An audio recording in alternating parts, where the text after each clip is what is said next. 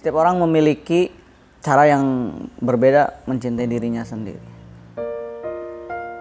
Perlu banyak hal yang dipelajari dari orang lain juga mencintai diri sendiri.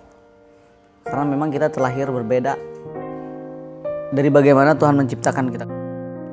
Kita tidak pernah meminta untuk kita dilahirkan oleh siapa dan tidak meminta dilahirkan di mana. Tetapi kan pada akhirnya kita merasa bahwa oh ini kita, oh ini diri saya. Meskipun kadang semua orang tidak puas terhadap apa yang kita miliki, apa yang kita punya, apa yang kita perbuat. Kadang-kadang orang lain hanya menilai, banyak dari teman-teman kita yang memang hanya menilai dari apa yang kita tidak punya.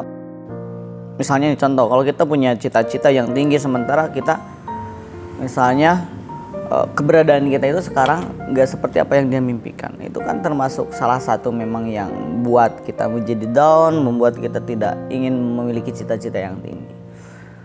Nah, di situ kita belajar bahwa memang apapun yang kita miliki, kita harus syukuri. Bahkan kekurangan yang kita miliki harus kita bangun kembali kan, harus bisa kita carilah untuk membangun ke arah supaya kita lebih terlihat bagus di mata orang lain.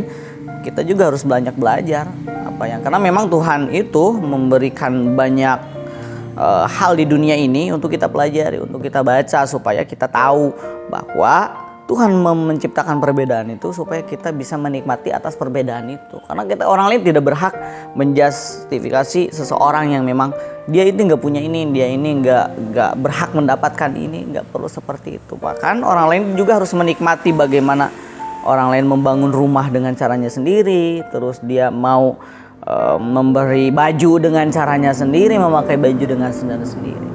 Nah itu, gimana mencintai diri sendiri itu lebih arahnya lebih ke bagaimana kita mensyukuri apa yang sudah kita miliki. Kalau dalam agama itu kita lebih kayak inilah gitu yang Tuhan berikan kepada saya. Terus lagi mencintai diri sendiri itu merawat dengan baik terhadap semua penciptaan Tuhan terhadap diri kita sendiri. Kalau misalnya kita diberi kelebihan oleh Tuhan dari bagaimana kita komunikasi dengan baik, suaranya bagus, parasnya cantik, tubuhnya ideal, terus kita rawat, kita jaga. Meskipun mungkin ada beberapa hal yang kita punya, orang lain tidak punya, orang lain punya, kita tidak punya. Di situ bagaimana kita mencintai diri sendiri. Oh ini saya punya ini nih, kelebihan saya ini, kekurangan saya ini. Jadi saya merasa bahwa tidak ada penciptaan Tuhan yang gagal. Jadi kita itu memang merasa bangga terhadap apa yang karya Tuhan terbaik ini saya gitu. Jadi mencintai diri sendiri lebih ke arah sana lah kira-kira. Itulah.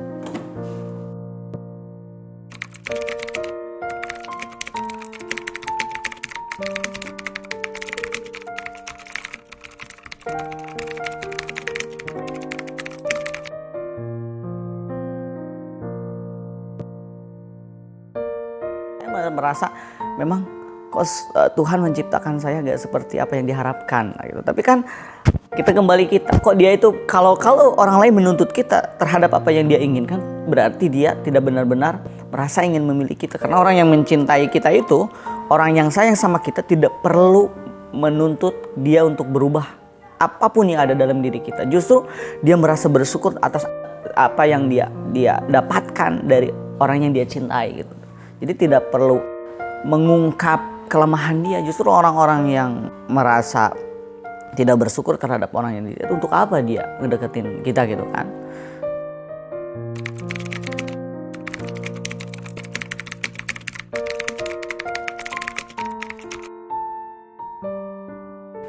Mungkin dia hanya salah satu orang yang harus kita tinggalkan dan harus dijadikan kenangan dan menjadikan proses supaya kita tidak memilih orang yang salah.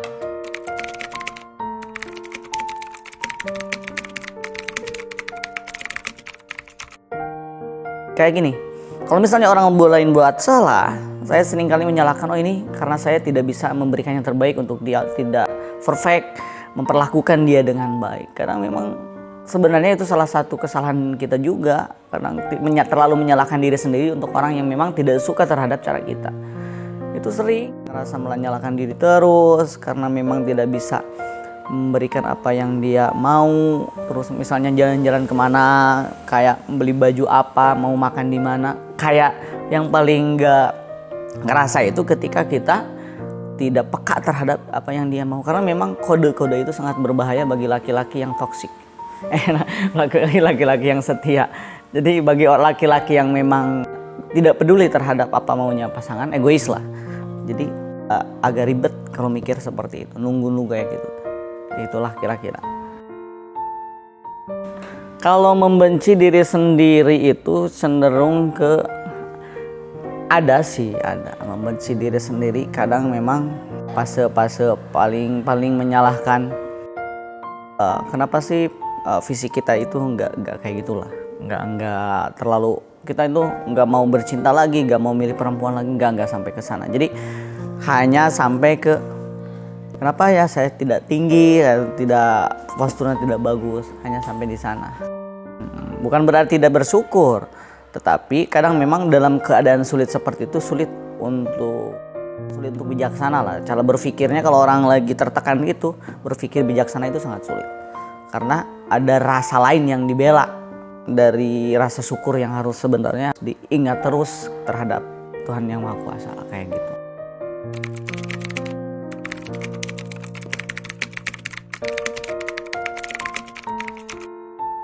Mungkin banyak teman-teman yang ngasih motivasi, teman-teman yang kadang kita curhat ke seseorang, ke teman perempuan atau teman laki-laki yang udah lama, karena memang saya termasuk orang yang memang sulit untuk memberikan curhatan-curhatan yang sifatnya privasi gitu ya kepada orang lain. Jadi mungkin ada beberapa lah ya, karena terus ikut-ikut kajian, terus baca-baca buku, lihat-lihat film. Jadi memang itu salah satu untuk dikatakan siapa atau tidak.